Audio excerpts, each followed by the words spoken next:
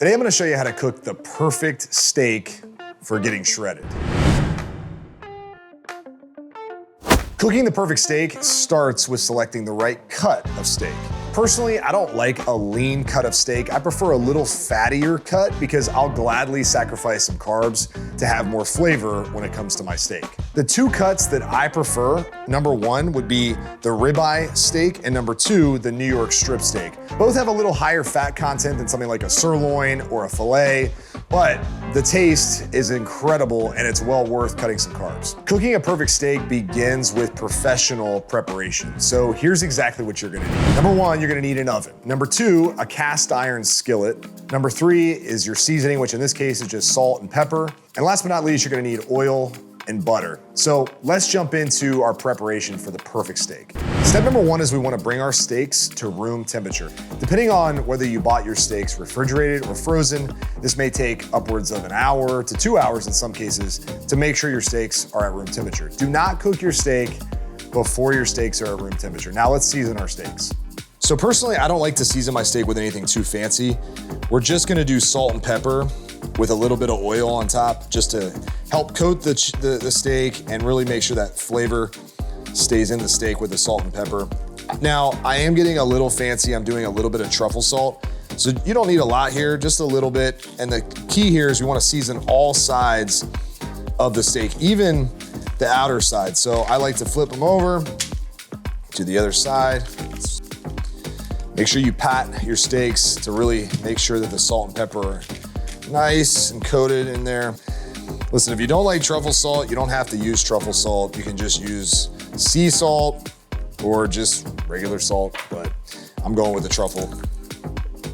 Now all we need is a little bit of oil, just a tiny little bit. We don't want to waste too many calories on oil here, so I'm just literally doing a drop, probably about half a tablespoon, which adds about 7 to 8 grams of fat. But a lot of this is gonna come off when we actually cook the steak. Now's probably a good time to talk about how we're actually gonna get shredded while eating steak all the time. So at the end of the day, getting shredded comes down to a couple things. Number one, you need to be in a calorie deficit. So if we're eating steak, we need to account for the calories that come from steak. The second thing we need to concern ourselves with is protein. Now, fortunately for us, steak has an enormous amount of protein, but it also has a significant amount of fat. So if we're including a fattier cut like ribeyes or something like a New York strip in our nutrition plan every week, we're probably gonna have to take away a little bit of carbohydrates in order to account for that fat that's coming from the steak. The good news is fat and protein are highly satiating. So minimizing some carbs on the days that you have some of this fattier cut of steak isn't going to make you feel super hungry. In fact, you might actually feel a little bit more satiated and satisfied from your nutrition plan when you lower carbs and increase fat. At the end of the day, if you prefer higher carbs or higher fat, it really doesn't matter that much as long as you can actually stick to your nutrition plan long enough to lose the body fat you want to lose and need to lose in order to look shredded. So here's what I do. I actually like to track my calories most of the time when I'm trying to get shredded, just because it gives me accuracy and peace of mind knowing that I'm eating the right amount of food. 8 ounces of a New York strip is roughly around 50 grams of protein and 30 grams of fat. An 8 ounce New York strip is very satisfying, but you're gonna have to keep in mind that it's a pretty significant amount of fat. Now, an 8 ounce ribeye is gonna have more fat, closer to 50 grams of fat and 50 grams of protein for an 8 ounce serving. Now, a lot of you will lose your minds and think, oh my God, it's too much fat, too many calories. At the end of the day, it depends on your calorie goals and how you move things around. Some of you don't need to eat 8 ounces of ribeye or 8 ounces of New York strip. It might only be 4 ounces or 5 ounces in some cases. Ultimately, it's about awareness and clarity that you're getting more fat from the meat, so you probably need to lower carbs. So that's one of the big things to keep in mind. Now, let's get back to cooking our perfect steak. Okay, step number 3 is we're gonna wanna preheat our oven to 500 degrees Fahrenheit. Now, I'm not even gonna give you the Celsius because I don't care about the Celsius. If you need Celsius, there's something called Google. Let's go to the next step. Next step is we're gonna heat our cast iron pan on high heat. All right, you want this thing super, super hot. Once it gets pretty hot, we're gonna add about a tablespoon of, in this case, grass-fed salted butter, just to coat the pan with maybe a little bit of extra oil. Now keep in mind, we are adding extra fats here, so you're gonna want to account for this when you're tracking your calories. Once again, this is why when I eat steak like this, I lower my carbs and I just crush a bunch of steak. So let's go to the next step. Guys, do not miss this key step. Before we start cooking the steak, happy home requires airflow. You don't want your entire house smelling like food. So make sure you crack a couple windows. Make sure there's a nice airflow through the house so any smoke, any smell gets out. But there's one more thing you gotta do. Don't forget to light a candle.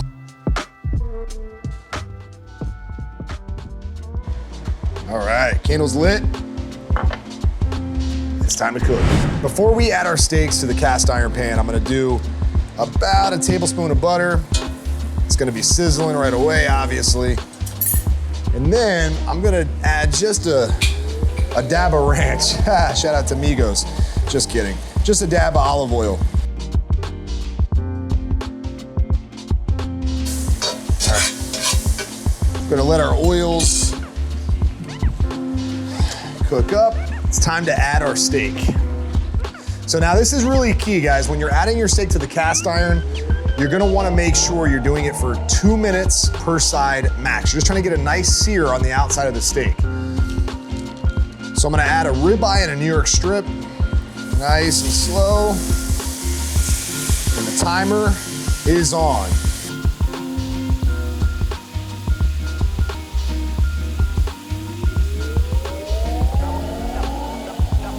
If you got a wife with a nose like a greyhound, make sure those windows are cracked. All right, it's been 2 minutes on this side. Now we're just gonna flip. Oh, look at that sear, baby. Woo.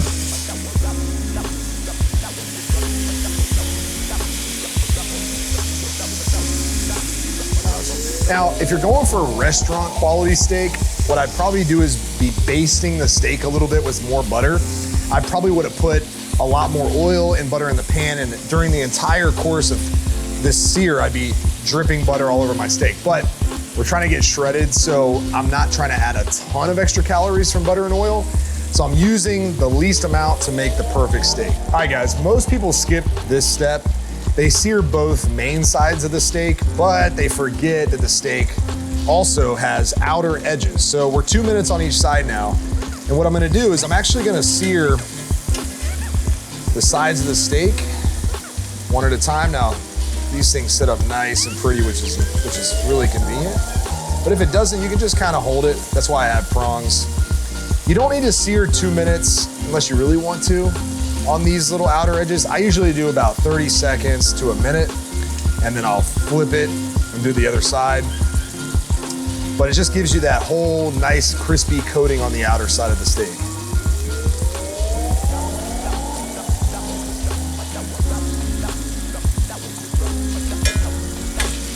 All right, guys, now that we've seared our steak, it's time to put it in the oven. And we're gonna talk about cooking time in the oven, so follow me.